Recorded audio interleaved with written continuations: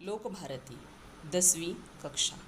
अध्यापिका सौ स्वाति मिर्जे। पहली इकाई पद्य 1 भारत महिमा। रचनाकार जयशंकर प्रसाद।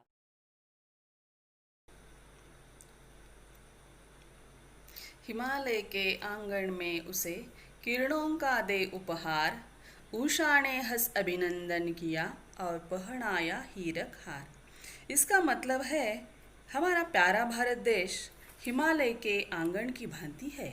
हर दिन उषा भारत को सूर्यों की किरणों का उपहार देती है। मानो तब ऐसा लगता है कि उषा हंसकर भारत भू का अभिनंदन कर रही है। तभी ऐसा लगता है कि जब सूर्य की किरणें पानी के बूंदों पर पड़ती है तब वो हीरों जैसी लगती है। वैसा ही हार उषा ने भारत को पहनाया है। जगे हम लगे जगाने विश्व, लोक में फैला फिर आलोक। व्योमतम पूंज हुआ तब नष्ट, अखिल संस्कृति हो उठी अशोक। इसका मतलब है सबसे पहले हम ज्ञानी हुए, मतलब हम जगे, बाद में हम विश्व जगाने लगे, मतलब सारे विश्व में हम ज्ञान का प्रसार करने लगे। बाद में सारे लोक में यानी कि सारे विश्व में ज्ञान का प्रकाश फैलने लगा। जो अज्ञान रूपी अंधकार था वो ज्ञानमय प्रकाश हो गया। सारा संसार आलोकित होने के कारण सृष्टि के सारे जन दुख विरहित हो गए। विमल वाणी ने वीणा ली, कमल कोमल कर में सप्रीत। सप्त स्वर सप्त सिंधु में उठे, छिड़ा तब मधुर साम संगी। इसका सरलार्थ है वाणी की देवता सरस्वती अपने कोमल करों में वीणा उठाकर इस पवित्र भूमि पर आई। उसकी झंकार से सप्त सिंधुओं में उठे सप्त स्वरों की मधुर गूंज हुई और मधुर संगीत का निर्माण हुआ। भारत देश में संगीत का वेद जो सामवेद, इसकी रचना हुई। विजय केवल लोहे की नहीं, धर्म की रही धरा पर धूम। भिक्षु होकर रहते सम्राट, दया दिखलाते घर घर घूम। इसका सरलार्थ है भारत ने विजय केवल शस्त्रों के आधार पर नहीं जीता। प्राचीन काल से यहाँ धर्म की रक्षा हो रही है। लोगों के मन में धर्म के प्रति सजगता है और उन्होंने संसार में धर्म का प्रचार प्रसार किया है। यहाँ बुद्ध और वर्धमान महावीर जैसे महापुरुष हो गए जिन्होंने सम्राट होते हुए भी जगत कल्याण के लिए राजपाट छोड़कर घर घर घूमकर लोगों का कष्ट कम करने का प्रयास किया। गोरी को दिया दया का दान, चीन को मिली धर्म की दृष्टि। मिला था स्वर्ण भूमि को रत्न, शील की सिंवल को भी सृष्टि। इसका अर्थ है हमने मोहम्मद गोरी को पराजित करके भी दया का दान दिया, मतलब क्षमा कर दी। हमारे देश से ही चीन को धर्म की दृष्टि मिली।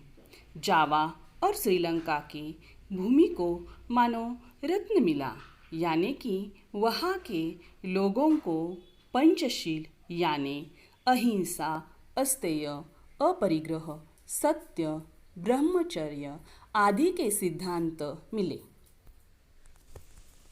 किसी का हमने छीना नहीं, प्रकृति का रहा पालना यही।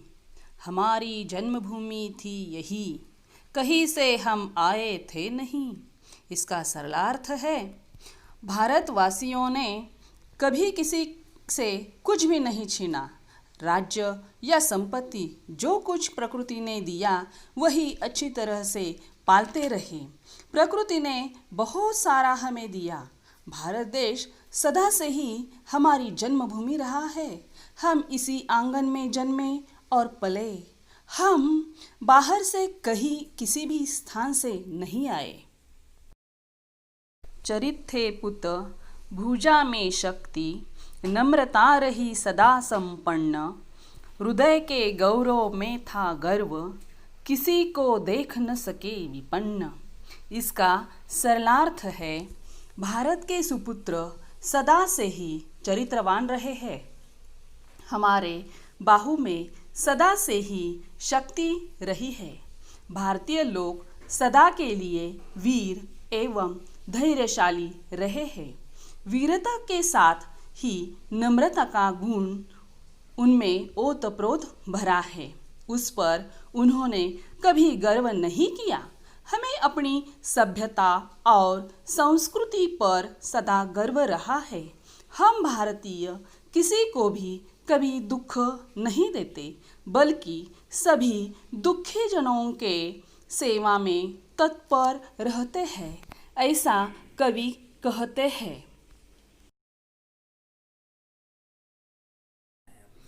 हमारे संचय में था दान, अतिथि थे सदा हमारे देव।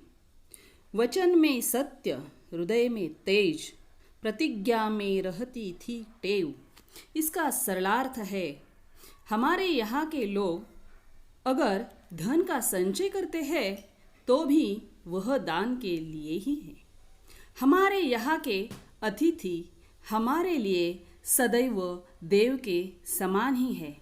जब हम कुछ कहते हैं तो उसमें सत्यवाणी रहती है। जैसे भारतीय सत्य बोलना ही अपना धर्म समझते हैं। हम भारतीय सत्यवादी राजा हरिश्चंद्र की संतानें हैं, ऐसे मानते हैं। हमारे हृदय में तेज है। प्रतिज्ञा में भारतीय लोग सदैव अटल रहते हैं। वही है रक्त, वही है देश, वही साहस है, वैसा ज्ञान, वही है शांति, वही है शक्ति, वही हम दिव्य आर्य संतान। इसका सरलार्थ है, आज भी हमारे धमनियों में वही रक्त है। आज भी भारत देश वैसा ही है। भारतीयों में वैसा ही साहस है, उनमें वैसा ही ज्ञान है, उसी प्रकार की शांति है। भारतीय पहले से ही बलशाली है और हम वही दिव्य आर्य की संतानें हैं। जिए तो सदा इसी के लिए, यही अभिमान रहे यह हर्ष। निछावर कर दे हम सर्वस्व, हमारा प्यारा भारतवर्ष। इसका सरलार्थ है, हम भारतीय जिए तो भी सदा अपने भारत के लिए।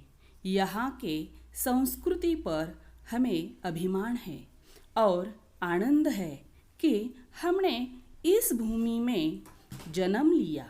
यह हमारा प्यारा भारतवर्ष है। इसके लिए हम अपना सर्वस्व भी समर्पित कर देंगे, ऐसा कवि कहते हैं। इस कविता का तात्पर्य है कि हमें भारत के प्रति गर्व करना चाहिए तथा छोटे छोटे कार्यों के द्वारा कार्यरत होना चाहिए। ऐसा संदेश कवि ने इस कविता में दिया है। धन्यवाद।